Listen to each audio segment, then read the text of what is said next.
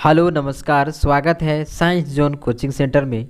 तो आज हम पढ़ेंगे क्लास 10th का जीव विज्ञान बायोलॉजी का अध्याय 14 ऊर्जा के स्रोत। ऊर्जा के स्रोत के 35 वीवीआई ऑब्जेक्टिव क्वेश्चन देखेंगे जो 2023 बोर्ड एग्ज़ाम में पूछा जाएगा।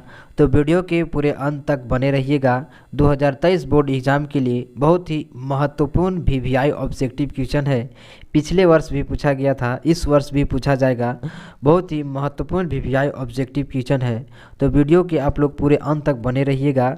बहुत ही महत्वपूर्ण वीवीआई ऑब्जेक्टिव क्वेश्चन है 2023 बोर्ड एग्ज़ाम के लिए।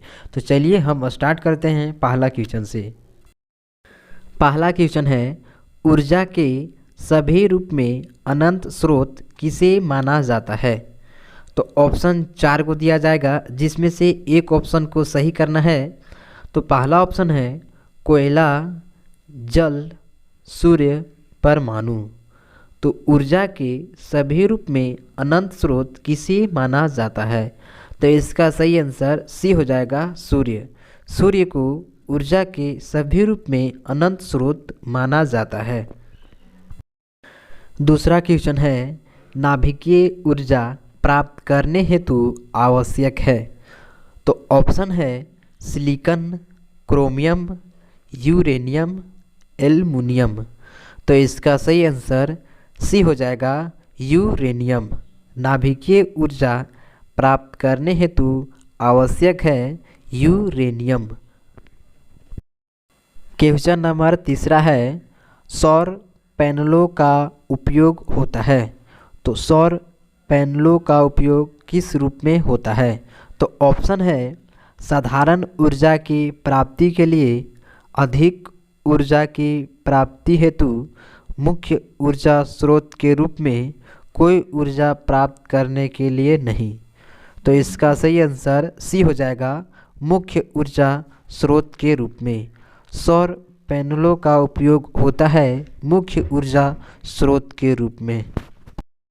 क्वेश्चन नंबर 4 है, औद्योगिकीकृत देश अपनी कुल ऊर्जा का कितना प्रतिशत नाभिकीय विद्युत संयंत्रों से पूर्ति करते हैं?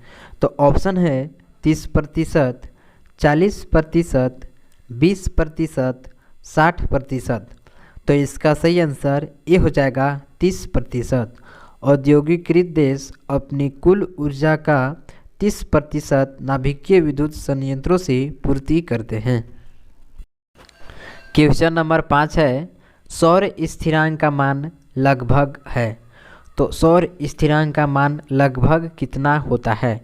तो इसका सही आंसर सी हो जाएगा, 1.4 किलोवाट आवर पर मिनट है। सौर स्थिरांक का मान लगभग 1.4 किलोवाट आवर पर मिनट होता है। क्वेश्चन नंबर 6 है, सोलर कुकर में प्रयुक्त बर्तन प्रायः निम्न में से किस रंग से पेंटेड होता है? तो ऑप्शन है श्वेत, काला, पीला, लाल। तो इसका सही आंसर बी हो जाएगा, काला। क्वेश्चन नंबर 7 है, महासागरों में ऊर्जा उपलब्धता के रूप में है। तो महासागरों में ऊर्जा उपलब्धता किस रूप में होता है? तो ऑप्शन है सागरीय तापीय ऊर्जा, ज्वारीय ऊर्जा, तरंग ऊर्जा, उपर्युक्त सभी। तो इसका सही आंसर डी हो जाएगा, उपर्युक्त सभी। महासागरों में ऊर्जा उपलब्धता के रूप में सागरीय तापीय ऊर्जा है, ज्वारीय ऊर्जा है, तरंग ऊर्जा है, उपर्युक्त सभी। तो इसका सही आंसर डी हो जाएगा। क्वेश्चन नंबर 8 है, पृथ्वी को निम्न स्रोतों से सूर्य द्वारा कौन सी प्रमुख ऊर्जा उपलब्ध है? तो पृथ्वी को सूर्य द्वारा कौन सी प्रमुख ऊर्जा उपलब्ध है? तो ऑप्शन है प्रकाश ऊर्जा, उष्मा ऊर्जा, ए और बी दोनों, इनमें से कोई नहीं। तो इसका सही आंसर सी हो जाएगा, ए और बी दोनों। पृथ्वी को सूर्य से प्रकाश ऊर्जा और उष्मा ऊर्जा दोनों उपलब्ध है। इसका सही आंसर सी हो जाएगा। क्वेश्चन नंबर 9 है, ईंधन को जलाने के लिए प्रारंभ में कुछ ऊष्मा देनी पड़ती है। तो इस ऊष्मा को क्या कहते हैं? तो ऑप्शन है निवेश ऊर्जा, सामान्य ऊर्जा, स्थितिज ऊर्जा, इनमें से कोई नहीं। तो इसका सही आंसर ए हो जाएगा निवेश ऊर्जा। ईंधन को जलाने के लिए प्रारंभ में निवेश ऊर्जा देनी पड़ती है। क्वेश्चन नंबर 10 है, बायोगैस का मुख्य अवयव है। तो बायोगैस का मुख्य अवयव क्या है? तो ऑप्शन है CO2, CH4, H2, H2S। तो इसका सही आंसर बी हो जाएगा CH4। बायोगैस का मुख्य अवयव CH4 है। क्वेश्चन नंबर 11 है, जीवाश्म ईंधन है। तो जीवाश्म ईंधन क्या है? ऑप्शन है कोयला, पेट्रोलियम, प्राकृतिक गैस, उपर्युक्त सभी। तो इसका सही आंसर डी हो जाएगा उपर्युक्त सभी। सभी जीवाश्म ईंधन है। कोयला, पेट्रोलियम, प्राकृतिक गैस सभी जीवाश्म ईंधन है। क्वेश्चन नंबर 12 है, पवन चक्की से उपयोगी ऊर्जा प्राप्त करने के लिए पवन का न्यूनतम वेग है। तो पवन चक्की से उपयोगी ऊर्जा प्राप्त करने के लिए पवन चक्की का न्यूनतम वेग कितना होना चाहिए? तो इसका सही आंसर बी हो जाएगा 15 किलोमीटर पर आवर। पवन चक्की से उपयोगी ऊर्जा प्राप्त करने के लिए पवन का न्यूनतम वेग 15 किलोमीटर पर आवर होना चाहिए। CNG का पूरा नाम है। तो CNG का पूरा नाम क्या है? तो इसका सही आंसर बी हो जाएगा संपीड़ित प्राकृतिक गैस। संपीड़ित प्राकृतिक गैस CNG का पूरा नाम है। क्वेश्चन नंबर 14 है, इनमें से कौन नवीकरणीय ऊर्जा है? तो ऑप्शन है कोयला, पेट्रोल, सौर ऊर्जा, प्राकृतिक गैस। तो इसका सही आंसर सी हो जाएगा सौर ऊर्जा। सौर ऊर्जा नवीकरणीय ऊर्जा है। क्वेश्चन नंबर 15 है, 2 या 3 घंटों की अवधि में बॉक्सनुमा सौर कुकर के अंदर का ताप पहुंच जाता है। तो कितना डिग्री सेल्सियस तक पहुंच जाता है? तो इसका सही आंसर बी हो जाएगा 100 डिग्री सेल्सियस से 140 डिग्री सेल्सियस तक पहुंच जाता है। क्वेश्चन नंबर 16 है, ग्लोबल वार्मिंग के लिए उत्तरदायी है। तो ग्लोबल वार्मिंग के लिए क्या उत्तरदायी है? तो इसका सही आंसर सी हो जाएगा CO2। CO2 ग्लोबल वार्मिंग के लिए उत्तरदायी है। क्वेश्चन नंबर 17 है, धूप में रखे सौर सेल से कितना वाट विद्युत उत्पन्न होता है? तो इसका सही आंसर ए हो जाएगा 0.7 वाट। 0.7 वाट धूप में रखे सौर सेल से विद्युत उत्पन्न होता है। क्वेश्चन नंबर 18 है, IMV के जनित्र के लिए पवन फार्म को कितनी भूमि चाहिए? तो इसका सही आंसर ए हो जाएगा 2 हेक्टेयर। क्वेश्चन नंबर 19 है, कौन सी गैस वैश्विक ऊष्मन के लिए उत्तरदायी है? तो इसका सही आंसर ए हो जाएगा कार्बन डाइऑक्साइड। कार्बन डाइऑक्साइड वैश्विक ऊष्मन के लिए उत्तरदायी है। क्वेश्चन नंबर 20 है, निम्न में से किसका उपयोग खाना बनाने वाले ईंधन के रूप में नहीं किया जाता है? ऑप्शन है CNG, LPG, बायोगैस, कोयला। तो इसका सही आंसर ए हो जाएगा CNG। CNG को खाना बनाने वाले ईंधन के रूप में प्रयोग नहीं किया जाता है। क्वेश्चन नंबर 21 है, निम्न में से कौन सा स्वच्छ ऊर्जा स्रोत है? ऑप्शन है कोयला, लकड़ी, प्राकृतिक गैस, इनमें से सभी।